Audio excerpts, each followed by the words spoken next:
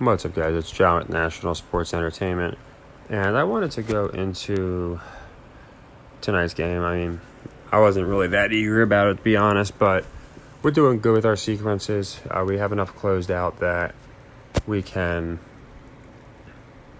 definitely go into tonight's game. I might just make it a fresh sequence. As you can see, we have a couple leg twos. I went with the Heat to win tonight. I don't even know the spread.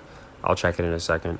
But I just did 5.5, thinking it'd be something around there. Actually, let me see where it's at. And obviously, we have the Memphis College game, Memphis football. I like the under there, 62.5. But as far as the Heat, they got him at 10.5. Gosh, I was way off. I still like them. And again, I thought they're going to have him between 5 and 7. But they got him pretty high here. I think a lot of people are going to be all over. I didn't think so at 5 or 6. I just thought it would be more of a push as far as the public was concerned. But at 10.5, I think a lot of people are going to be on the Hornets here. So a lot of times I'll see a shift and I'll make an audible. But in this case, I don't see the need to. Like I said, I think that's a really high spread. It's not like they're the Warriors, and even the Warriors aren't playing great this year, but not a team that's going to usually run the score up on someone. So I think this will be akin to the other day. I think it was we went with the Suns over the Blazers. One of the few times I faded the Blazers, but it was a day after they had played, and there was a 2-point spread, and it finished 2-point game.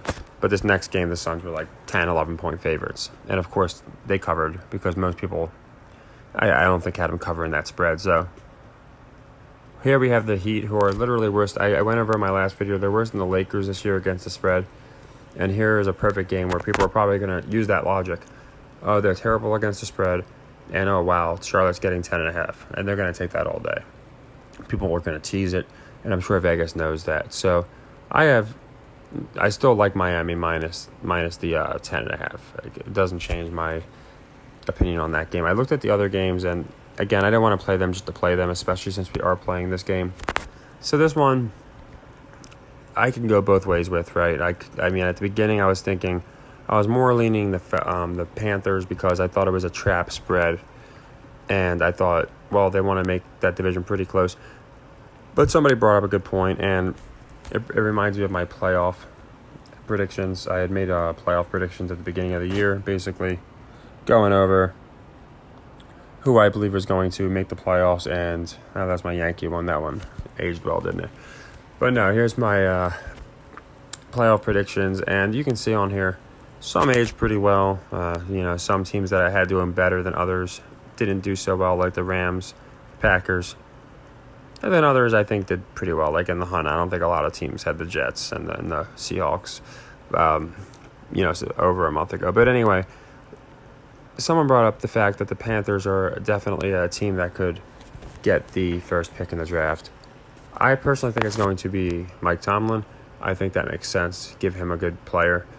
But I do think that they want to establish the Falcons more than the Panthers. I do think the Panthers are going to be a top 3 team as far as getting a draft pick. So they're going to be, I think, finished down there with Detroit, Pittsburgh, Houston. They're going to have a horrible record, I feel like. So that being said, I would usually see this and say, oh, well, the public's going to be all over the Falcons, so I'm taking the Panthers. But there's been a lot of weeks, the last couple of weeks. It's not just the trap games. The Ravens handedly beat the Saints despite it looking trappish. It doesn't always happen, but in a lot of cases it does. And I think it's simple. And same with the Titans, Chiefs. The Chiefs are going up 13. The public's all over Tennessee, and they only lose by 3. So there's been a lot of games that they basically have been as advertised, especially on Prime this year. So that being said, this to me should be an as advertised game. I think the narrative is more important. Again, they always are going to make their money in live betting. They're going to make their money on over-unders. They're going to make their money on other games. So not every game needs to be a trap. So a game like this, I would expect them to just have Atlanta look as good as they can. And that way when they're playing, they'll take the division if even for a couple days, they'll have the division, and it'll make it a lot more interesting with Tampa and the Bucs. And of course, you got Brady playing in Munich, which is going to be very interesting.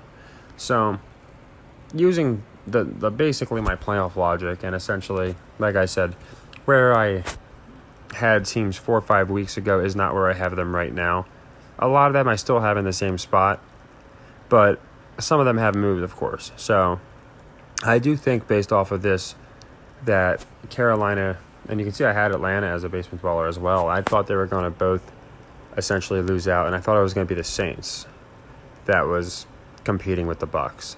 It does seem like they kind of flipped that a little bit, and it's going to be the Falcons and the Bucs, but it still makes me believe the Falcons win. I don't think the winner of that division is going to be sub 500. They'll probably give them a record of something like 9-8. So I do think it makes sense that the Bucs and Falcons both have above 500 records, and this is a big game for Atlanta. Again, Carolina, rigged or not rigged, it makes sense for them to lose out. And here you see experts telling us to pick the Panthers, which is always nice. So I do think here we have an as-advertised game. Mariota plays pretty well. Maybe P.J. Walker does a couple nice things. I said before, the guy's actually better than they act like he is. They act like he can't throw a ball. He's got to protect it like it's a freaking child. And this guy knows how to throw the ball. I've seen him throw the ball before. So he was actually like the best player in the XFL. And I'm not saying like they're as good as the NFL, but it's still the same technique. I watched him drop back. I watched him look through progressions. And now they're just making it like this guy was a receiver, and they just turned him to quarterback, and he's learning how to play quarterback. So I could see P.J. Walker spoiling. I just don't think it'll be tonight. I do think Mariota gets the win. And I think they're even talking about Baker, yeah. I think Baker may be coming back, but I don't think he's playing tonight. But to me, it would make more sense if they're going to talk about Baker, that they lose again. Maybe he gets his job back. So I think it's pretty safe, based off of narratives, to go with the Falcons minus the 2.5 here. And I just don't see too many storylines for the Panthers outside of the trap line. I don't think there's much more to be said about them. They're going to kind of finish like the Lions, Texans, just a terrible team. So I was just going down here looking for some open sequences, and we do have sequence 94. So I'll do this pretty often, like I did in my last video. I'll go through, and if there's some open sequences, I like to get them closed up. So we are going to go with the Falcons tonight, and I'm going to take them minus the 2.5. I don't think they try and squeeze us or anything. I think if the Falcons win, they definitely cover.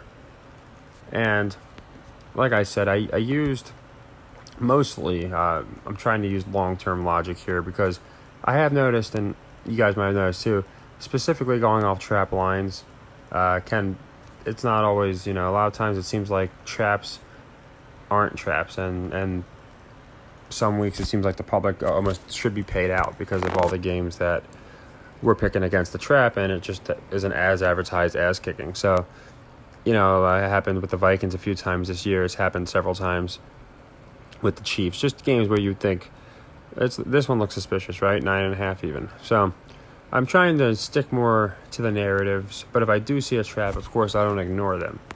But here, I think it's going to be mostly narratives. They need the Falcons to look good. I think they need the Panthers to look like a mess, to be quite honest. And they need the Bucs to win on Sunday in Munich. And I'll be going into that in its own video. But then you got two teams at 5-5 representing the NFC South. And it at least makes that division look somewhat interesting. And even if the Bucs were to lose in Munich, which I seriously doubt, I do think the Falcons need this win. You need something for Brady to, if Brady just wins the division by default, I feel like, I don't know. I don't think that's how they're going to do it. I think he's going to have to actually win a game. So they do play the Falcons again, I believe. So I think it would make sense that he wins an important game over the Falcons or something to that effect, versus the Falcons and them just lose out, but the Bucs get in by default or something. So I think both of these teams are good picks this week, the Falcons and the Bucs. But obviously the Falcons is in a few hours, so I wanted to get that video out. And then just re-amplify, I wanted to just go into my metrics. I chose Memphis yesterday, the under 62.5 was at. They moved it a half point, that's fine. I go off the official ESPN metric because that's the one they will use. They are currently 8-1 on the over.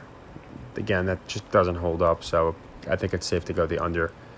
And as I showed you in my last video for the Heat, the reason I did like the Heat here is I don't think they're going to continue to be down here with the Lakers against the spread. The Lakers, it makes sense. The public's going to take them a lot, so it's no matter how many times they lose. So it's going to be a while before the Lakers really get faded like every game. So Vegas makes money by having them not cover, and they're presented to be a horrible team that can't even keep games competitive. So I don't see that with Miami and Dallas and Golden State. They'll get it going. They're not going to finish even close to this against the spread. Memphis. And if you have noticed, a lot of playoff teams down here not covering spreads. So that's another trend we can look at to see if the NBA is trying this year. But yeah, just to keep it simple, Memphis on the under. The only addition, obviously I have the Heat, but I do officially like the Falcons because of the narrative. I think they get them to 5-5, and they do with the Bucks as well. I was going to do like an entire playoff video, and I still am, basically mid-season, going into my Super Bowl predictions from week 3, 4. I forget when I did it. I think it was mid-week 4. And I was just going to retouch on them and tell you what I in my mind, what's changed. I can tell you my Super Bowl predictions haven't not changed.